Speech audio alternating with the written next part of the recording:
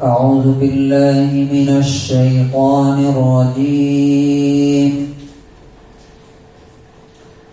بسم الله الرحمن الرحيم.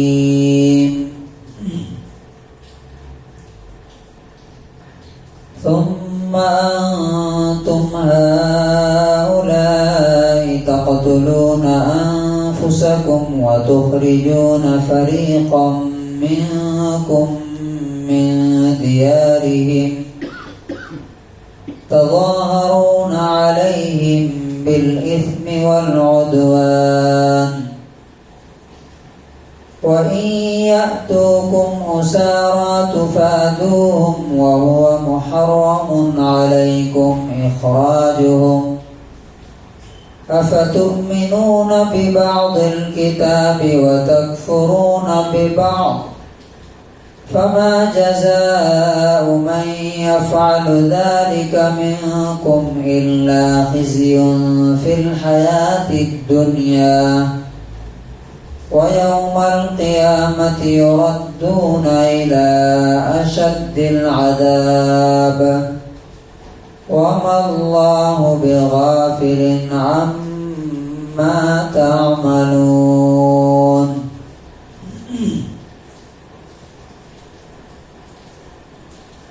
سورہ نمبر 2 آیت نمبر 85. پھر تم ہی وہ لوگ ہو جو آپس میں ایک دوسرے کو قتل کرتے ہو اور اپنے میں سے گروپ کو ان کے گھروں سے نکال دیتے ہو ان کے خلاف گناہ اور ظلم کے کام میں مدد کرتے ہوئے، اور اگر وہ تمہارے پاس قیدی بن کر کے آتے ہیں تو تم انہیں چھڑا لیتے ہو حالانکہ ان کا نکالنا ہی حرام تھا. تو کیا تم کتاب کے کچھ حصے پر ایمان رکھتے ہو اور کچھ حصے کا انکار کر دیتے ہو؟ تو تم میں سے جو لوگ ایسا کریں گے ان کا بدلہ سوائے اس کے کیا ہو سکتا ہے کہ دنیا کی زندگی میں ذلت اور رسوائی، اور قیامت کے دن انہیں سخت ترین سزا کی طرف واپس کیا جائے گا، اور اللہ تبارک و تعالی تمہارے کاموں سے بے خبر نہیں. Then you are those same who are killing one another and evicting a party of your people from their homes, cooperating against them in sin and aggression. And if they come to you as captives, you ransom them, although their eviction was forbidden. So do you believe in part of scriptures and disbelieve in part? So what is the recompense of those who do that among you except disgrace in worldly life? And on the day of resurrection they will be sent back to a severest of punishment, and Allah is not unaware of what you do. اس آیت کے اندر اصل میں مسلمانوں کی، آج کے دور کے مسلمانوں کی پوری تصویر ہے، اور جتنے انالیسس ہوتے ہیں نا دنیا میں کہ مسلمانوں کے ڈاؤن فال، مسلمانوں کے دن بدن ذلیل ہونے کا ریزن کیا ہے، وہ اس آیت میں بتایا گیا. ہم سے پہلے جو مسلمان قوم تھی یہودی، اللہ تعالیٰ نے ان سے بہت سارے وعدے لیے تھے جو پیچھے گزر گئے، ان میں سے 3 چیزیں یہاں پہ اللہ تعالیٰ نے بیان کی۔ ایک یہ تھا کہ تم آپس میں کسی کا قتل نہیں کرو گے، یعنی ایک مسلمان دوسرے مسلمان کا مرڈر اور قتل نہیں کرے گا۔ دوسرا حکم یہ تھا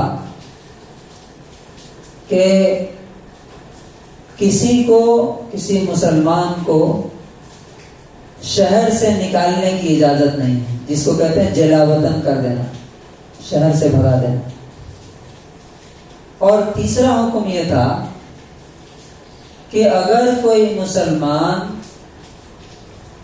قیدی بن جائے، کوئی دشمن اسے پکڑ لے، تو تم سب مسلمانوں کی ذمہ داری ہے کہ اسے فدیہ دے کر کے، پیسے دے کر کے، جیسے ہو اسے آزاد کرانا، چھوڑانا۔ لیکن ہوتا کیا تھا کہ مدینے میں جو 2 قبیلے تھے اس وقت کے، مشرک قبیلے تھے، اوس اور خزرج، ان دونوں میں برابر جنگ چلتی رہتی تھی۔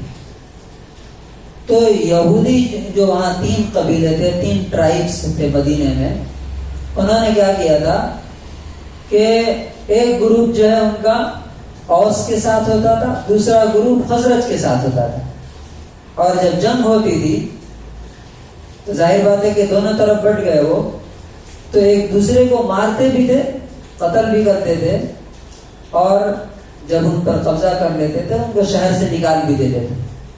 ہاں، جب وہ قید ہو جاتے تھے، قیدی بن کر کے آتے تھے ان کے پاس، تو ان کو پیسے دے کر کے چھوڑا لیتے تھے۔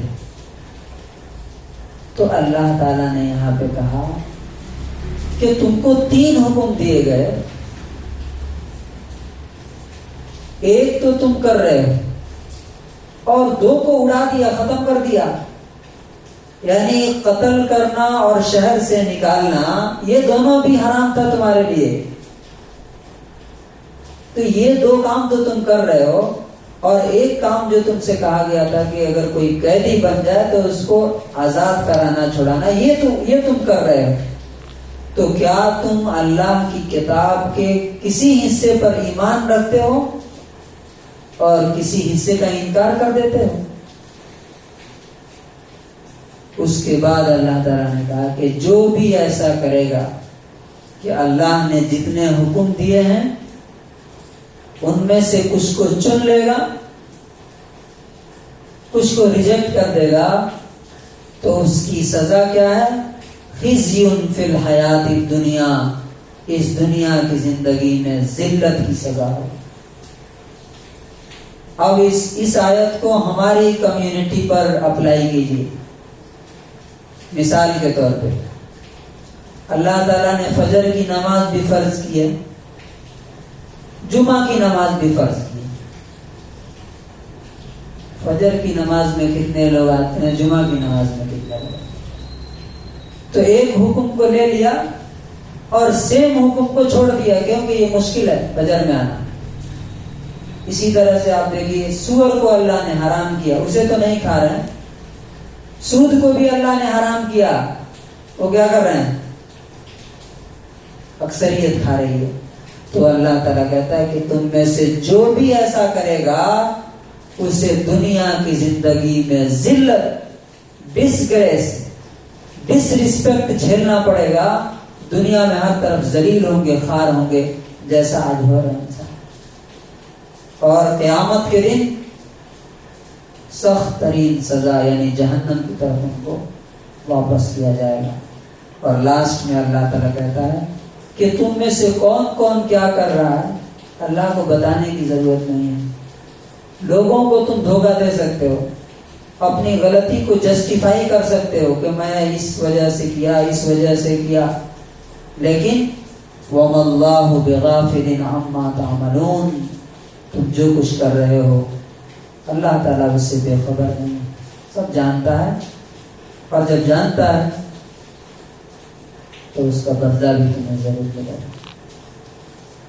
اللہ تبارک و تعالی ہم سب کو اللہ کے تمام احکام پر، اس پوری کتاب پر عمل کرنے کی توفیق نصیب فرمائے، کچھ لے لینے اور کچھ چھوڑ دینے، کچھ پر ایمان رکھنے اور کچھ کا۔ اچھا دیکھیے آخری بات یہاں پہ دیکھیے کہ حکم پر عمل نہ کرنے کو اللہ تعالیٰ نے کفر کہا ہے یہاں پہ، یعنی حکم پر عمل نہیں کیا ہے تو کہا کہ تم کفر کر رہے ہو، انکار کر رہے ہو تم، اور حکم پر عمل کرنے کو ایمان کہا ہے۔ اس کا مطلب کیا ہے؟